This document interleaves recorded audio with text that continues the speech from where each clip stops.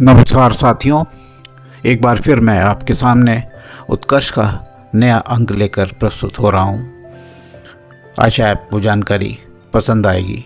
इस बार मैं आपको एक पौधा है जिसका नाम है स्टीविया, इसके बारे में बताऊंगा। शायद आप इसके बारे में जानते भी होंगे, क्योंकि ये जो पौधा है इसको सिंपल भाषा में मीठी तुलसी भी कहते हैं। तुलसी जैसा ही होता है पौधा, उतना ही बड़ा होता है और पत्ते भी इसके करीब करीब तुलसी से मिलते जुलते होते हैं। लेकिन इनके पत्तों में खासियत होती है कि ये मीठे होते हैं। अगर इनको हम मुंह में डालें इसका एक टुकड़ा तो ये मिठास देते हैं। इसका बॉटनिकल नेम है स्टीविया रेबुडियंस। एक हर्बल पौधा है। ये करीब 70-80 सेंटीमीटर होता है। तुलसी के बराबर का ही पौधा होता है, उससे कम भी होता है। 50 सेंटीमीटर तक का मिल जाता है। अपने पैदा जो होता है ये अब तो उत्तर भारत में होने लगा है। हिमालय में इसकी खेती हो रही है और इसका बहुत बड़ा हिस्सा एक्सपोर्ट होता है विदेशों में। जो लोग 0 कैलोरी के ऊपर भरोसा करते हैं, जो लोग शुगर के मरीज हैं, डायबिटीज़ के पेशेंट हैं, वो इसका इस्तेमाल करते हैं।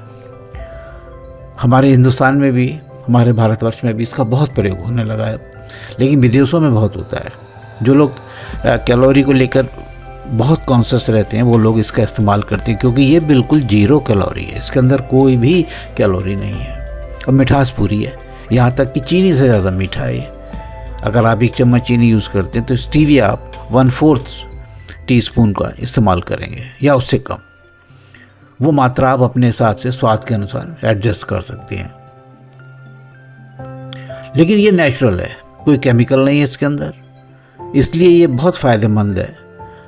शुगर फ्री पेशेंट जो लोग यूज़ करते हैं, डायबिटीज़ के पेशेंट जिनको चीनी की शुगर है, गुड़ है और कोई मीठी चीज़ है जिसके अंदर फुल ऑफ कैलोरीज होती हैं, जिसके लिए मना होता है, और वो उनका जो सिस्टम है पैनक्रियास का, इंसुलिन का, वो शुगर को ग्लाइकोजन में कन्वर्ट नहीं कर पाता है। उनके लिए बिल्कुल मना है ये।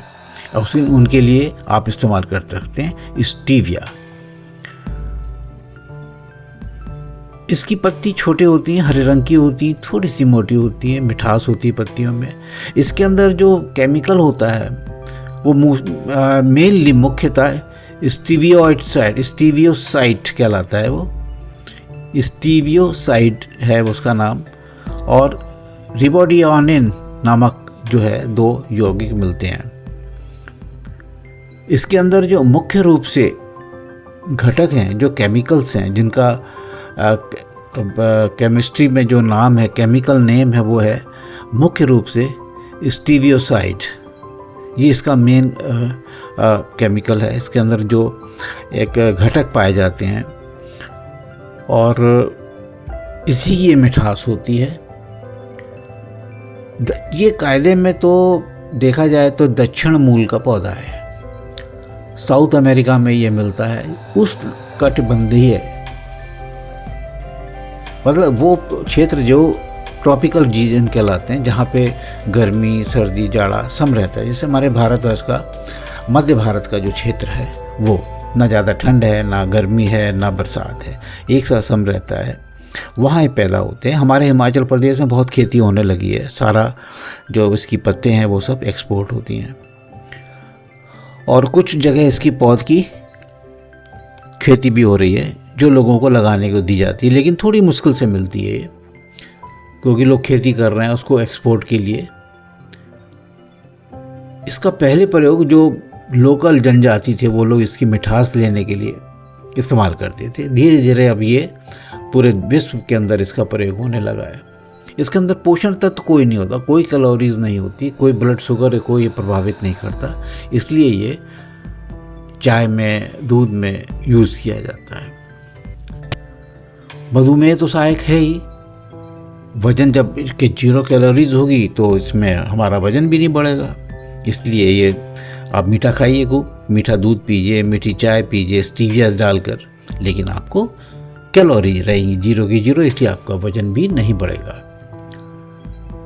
और जब कैलोरीज नहीं होंगी शुगर में,